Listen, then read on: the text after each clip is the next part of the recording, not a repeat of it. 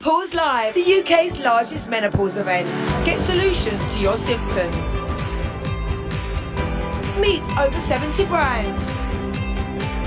And laugh out loud at our live stage. Plus, free taster sessions in our wellness hub. Come and connect with your tribe. Tickets are from just $10.99. Get your sparkle back and head over to pauselive.com. Hello, darling. This is the Wonder Girls. This is the wonderful Peter Dickson. Peter, you look like you're sitting in a spaceship. Well, this is my bunk. I call it my bunker. It's in my home, and it's where I work. I spend inordinate amounts of time in my sound booth, and I have an office out there, which I very rarely go into now. I brought everything in here because I've got air conditioning for the summertime, and I've got heating for the wintertime. And in here, no one can hear me scream. Exasperation and things like that. Well, everything, yeah, from playing zombies on video games to screaming as World War II pilots about to drop a bomb on something, or going over the trenches. You know, I mean, it's or just screaming generally because somebody hasn't paid me.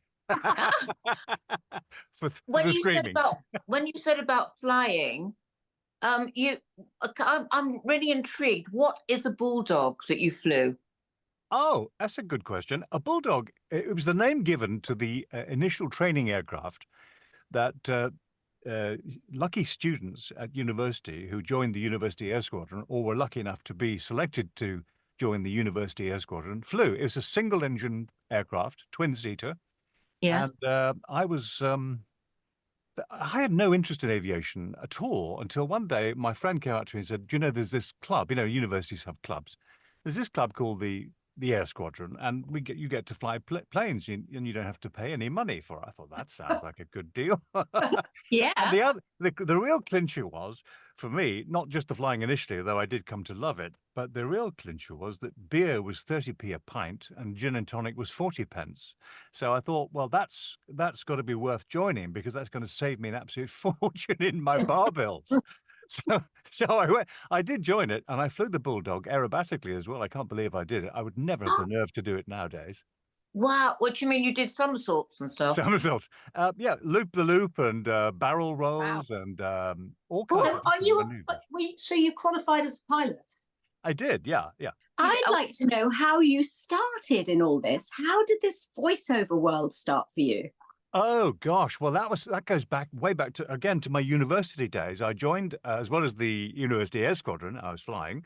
I also joined the film unit, which was a little society that made 16mm movies, and one of the people helping out was a BBC cameraman who came along to sort of advise us about lenses and so on and so forth. Anyway, he made this documentary, and he said, "You've got a reasonably nice voice. Would you like to have a go at narrating it?" And I said, "Well, I've never done anything like this before. I'll have a go." So I did, and it turned out okay as it happens. And he said the next step was, he said, they're looking for an announcer at the BBC. This was in Belfast in Northern Ireland. They're looking for a part-time announcer to read the news and read the weather and so forth on Radio Ulster. So he said, "Why don't you apply?" So I did, and to my utter astonishment, a phone call came into the house about a week later, and my mother answered it. I was only 18 at the time. Can you imagine? I hadn't even gone to university at this point. I was just sussing out the societies. And this guy said, "Can you start on Monday?" On Monday. Wow. And I was just barely out of short trousers. It's ridiculous to think of it now. No personnel department or HR department would sanction anything like this.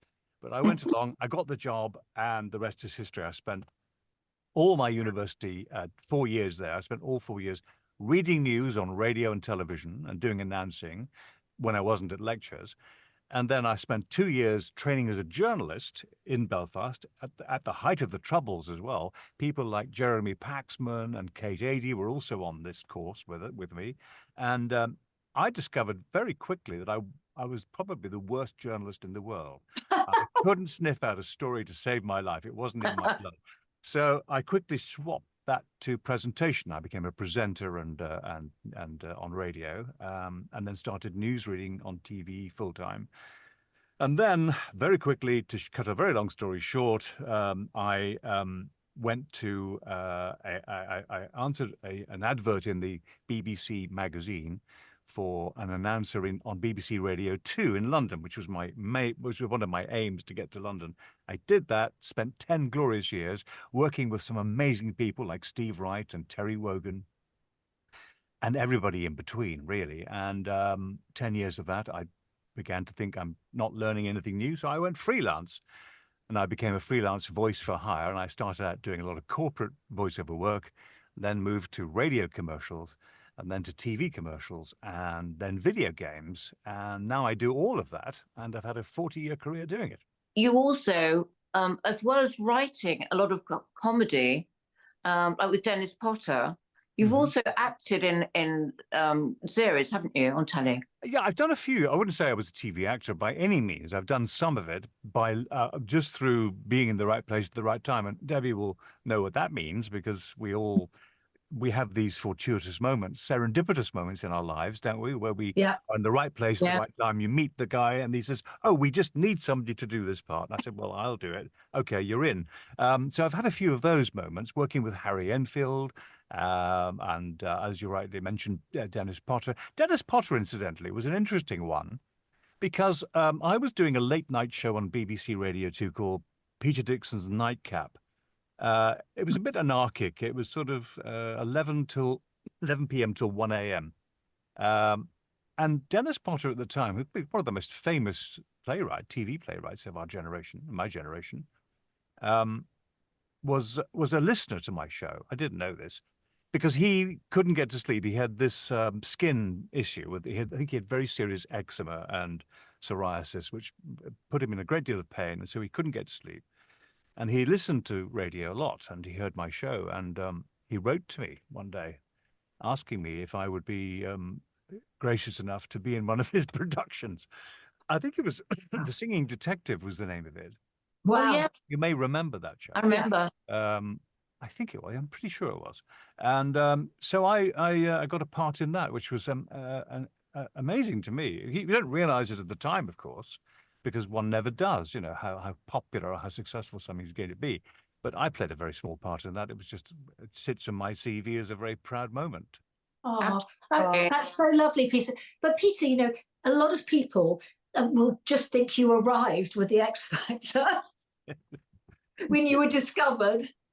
I know. Well, it's the same for everybody who suddenly becomes their head pops up above the parapet, and because you're not on the radar for so many years, and that's part and parcel, because voice acting is largely under the radar. It's unseen, and only when you are lucky enough to be engaged in a production like The X Factor, which is such a big audience.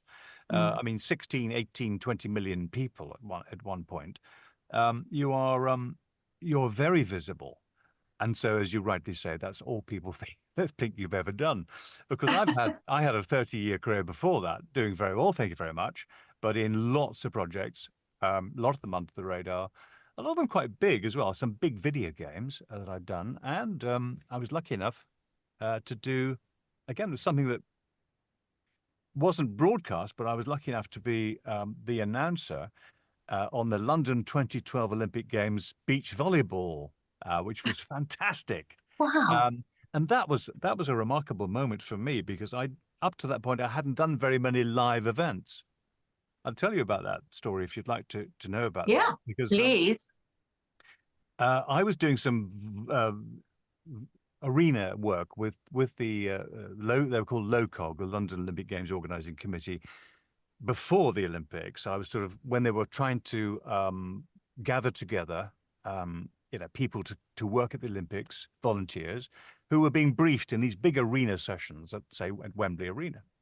And I was doing the announcing people onto stage. Here's Sebastian Coe, here's so-and-so.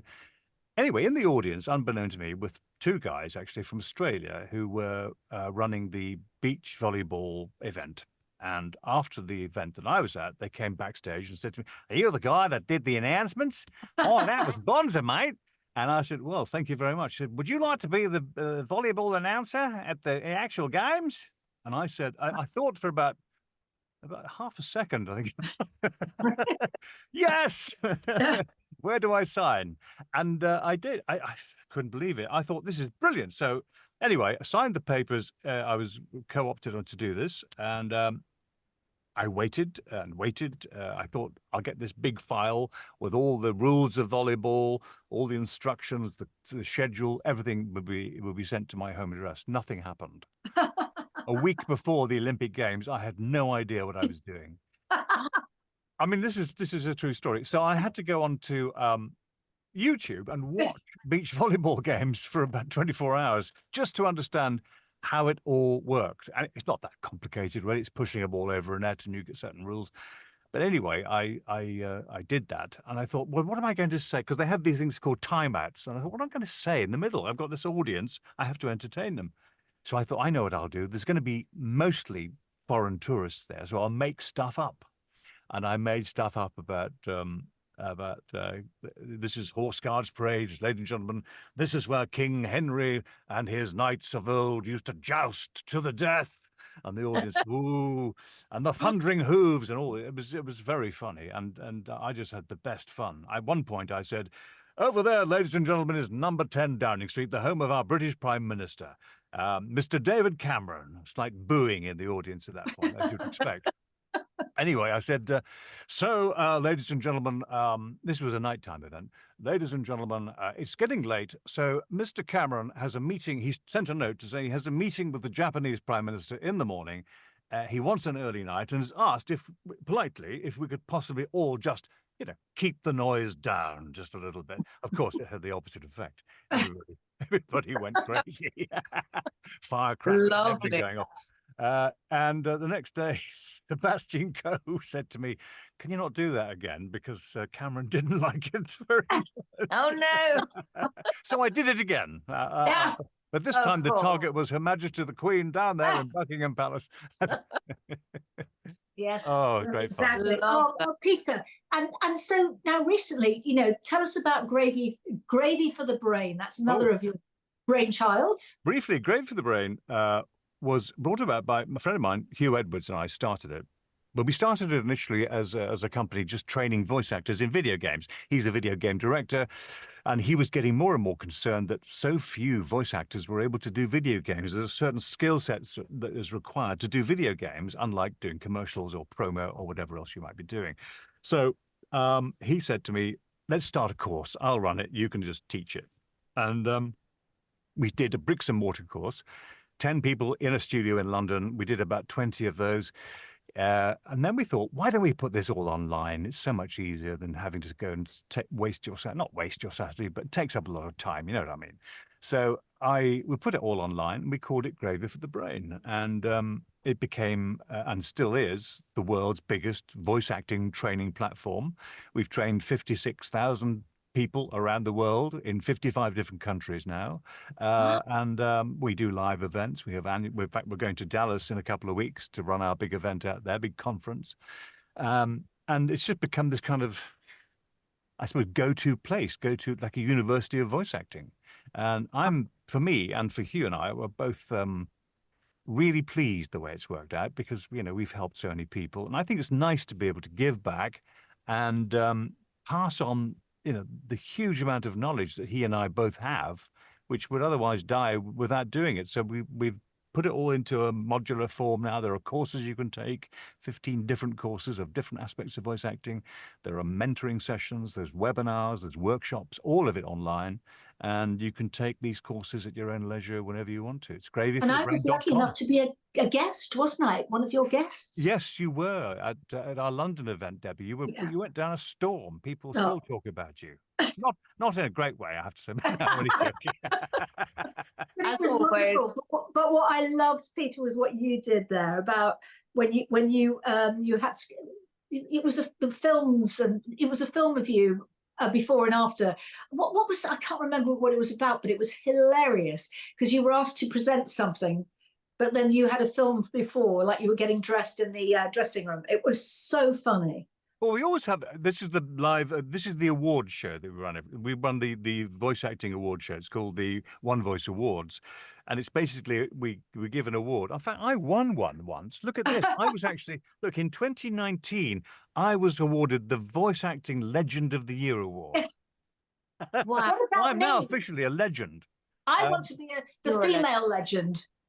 You can be, but this is the one that takes pride of place in my studio. I don't know whether you can see this one. No. Did What you is ever it? watch? Do you ever watch Pointless? Oh Yes. yes. That is a Pointless trophy.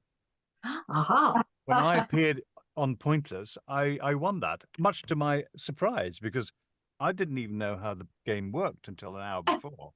I never watched it, and I couldn't get to grips with the fact you had to find an answer that was the least likely to win. I mean, How yeah, wonderful. one of those accidental wins that I thought that, but that's very funny indeed. Tell us about the films that you do for the One Voice that was so funny. Yeah, well, I think one of them was it the one you saw where I was in my when I was in my my bedroom or dressing room. Yeah, And hotel rooms. and I had a string vest on. Yeah, Yeah. yeah. We do a little funny film every year just to open the thing, just to get everybody relaxed and amused. And this one was the producer knocking on my dressing room door. I answer it.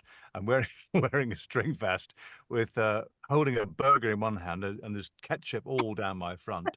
And the guy says, "You're on now." And I said, "What now?" He says, "Yes, you're on." I threw the burger down and ran through the hotel to the actual room where we're holding the event. And that was all on the big screen. Everybody in the audience could see this, me running. There's a camera following me through that in my underpants and string vest. Not a pretty sight.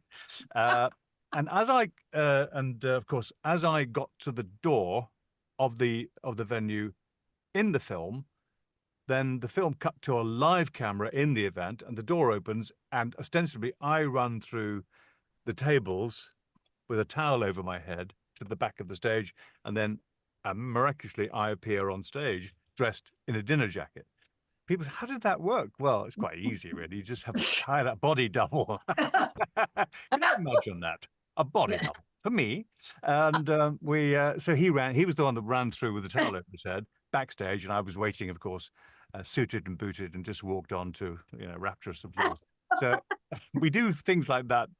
We don't take ourselves too seriously, but we do take the work seriously, but we don't take ourselves seriously. Where can we access this, Peter? Well, you can't access this. This is stuff that's just for people who are members of Gravy for the Brain or people who attended the event. It's not a publicly available film, which is probably a good thing for all our reputations. But Yes. I mean, Gravy for the Brain. Gravy for the Brain.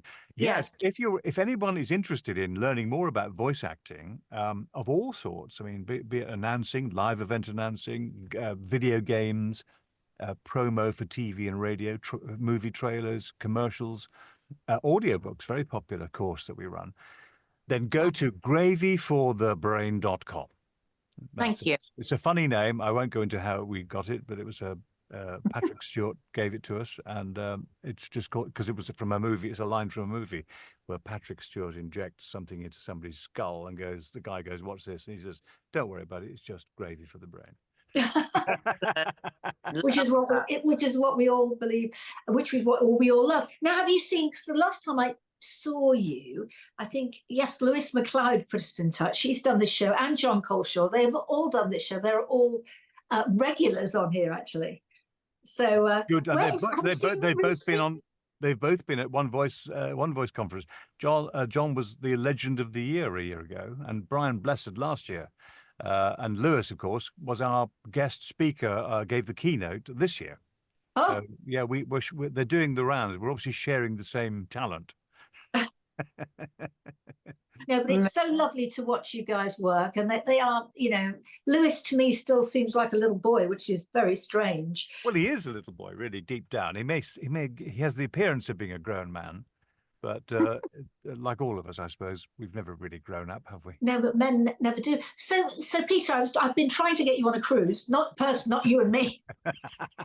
That would be lovely, wouldn't it? To go. Yes. Yes, I've been trying to get you to do it, and you've gone. I've been thinking about that. I don't know what I would talk about. Yeah. I suppose I could talk about. I suppose I could talk about everything that's in this book.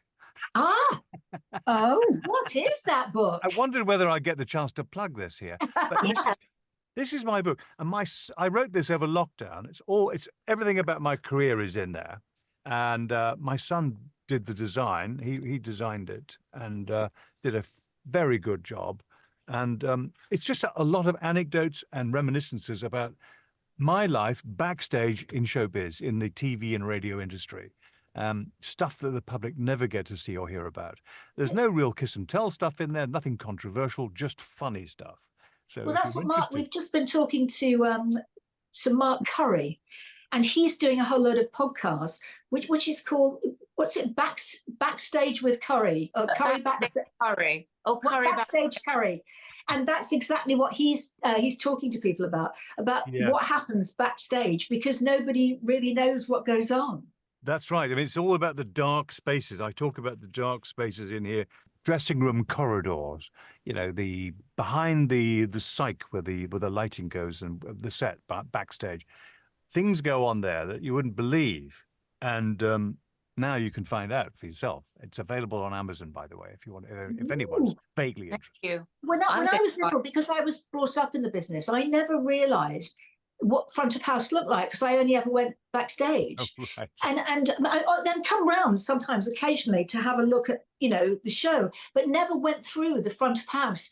And I remember the first time that I actually went through, saw the front of house and into the auditorium, and I was shocked by how lovely and glorious it was. I was so used to the horribleness of backstage, the dirt.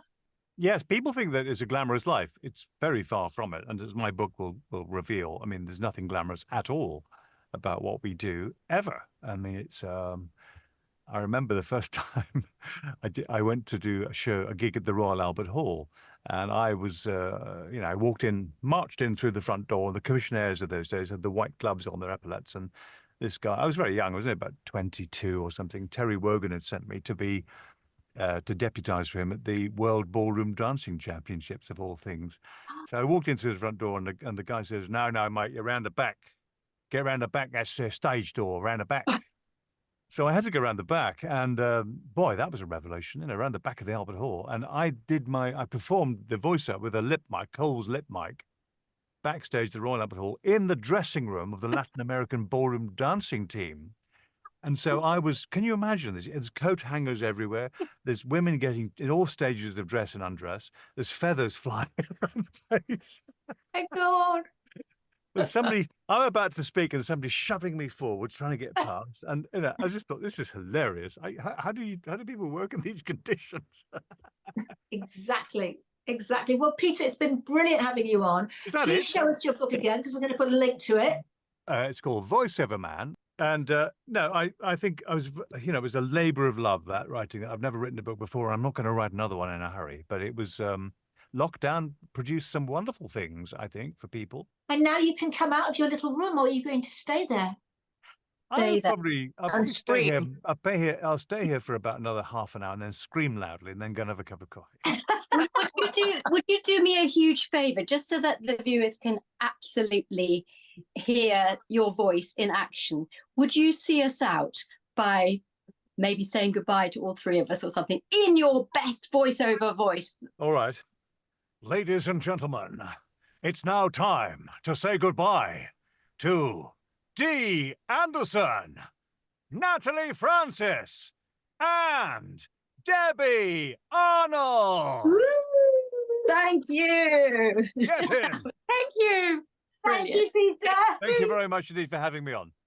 Lovely. Thank you. Bye, darling.